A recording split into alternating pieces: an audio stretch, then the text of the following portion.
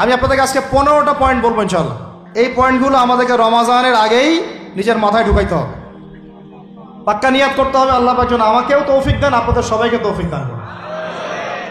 রমাজানের প্রস্তুতি নাম্বার 1, আমার সেটা বলেন। রমাজানের প্রস্তুতি নাম্বার 1 হচ্ছে যত দুনিয়াবি কাজ আছে সেই কাজগুলোকে কমিয়ে ফেলবো। দুনিয়াবি কাজগুলো কি করব? মানে দুনিয়াবি যত কাজ, যত ব্যস্ততা যা আছে এগুলোকে কমায় নিয়ে আসবো, যাতে রমজান মাসে আমাকে বেশি বাইরে দুনিয়াবি প্রয়োজনের বাইরে বের হইতে না হয়, মানে বেশি ব্যস্ততা আমাকে দুনিয়ার জন্য না করতে হয়। মনে করেন যে আপনি চাইলে এখন যদি সামর্থ্য থাকে রমাদান এবং ঈদের বাজার করে রাখতে পারেন, কারণ লাইলাতুল কদর নষ্ট করে ঈদের বাজার, আর রমজানের অনেক রুহানিয়াত নষ্ট করে দেয় দুনিয়াবি বাজার ঘাট, তাই না? সবার সামর্থ্য হয় না, কিন্তু বড় বড় যে বিষয়গুলো আছে, বড় বড় খাবার, মৌলিক খাবার, এগুলো আপনি 2 মাসের জন্য বাসায় রাখতে পারেন যদি সামর্থ্য থাকে।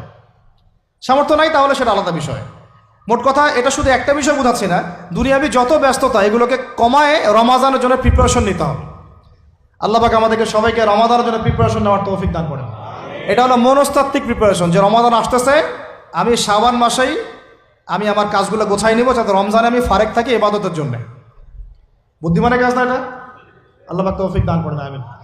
2 নম্বর হচ্ছে ভাই, রমাজানের আমরা সবাই 30টা সওম রাখবো বলে নিয়াত করি, আল্লাহ পাক তৌফিক দান করেন, আমিন। কিন্তু এখানে একটা কথা, 2 নম্বরটা হচ্ছে রোজা রাখার মতো রোজা রাখতে হবে।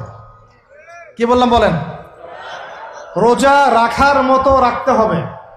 এটা কেন বললাম, কেন বললেন ভাই? উত্তর দিচ্ছিস। উপোস থাকা, না খেয়ে থাকা আর সওম রাখা এক জিনিস নয়। পানি ছেড়ে দেওয়া, খাবার ছেড়ে দেওয়া আর ইসলামী সওম এক জিনিস নয়। অনেক ধর্মের মানুষ খাবার পানি ছেড়ে দিয়ে থাকে, উপাস থাকে না?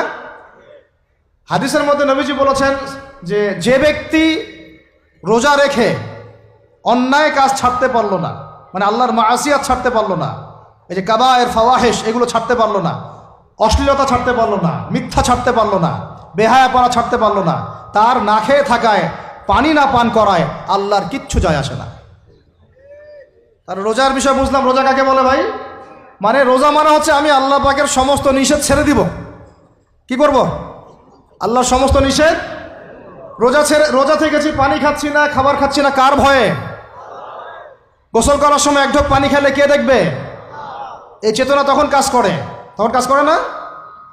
চুপ করে 1 লোকমা ভাত খেলে কে দেখবে? কেউ দেখবে? আল্লাহ ছাড়া কেউ দেখবে? কেউ দেখবে না। তারপর আপনি খান না কেন? কারণ আপনি অনুভব করেন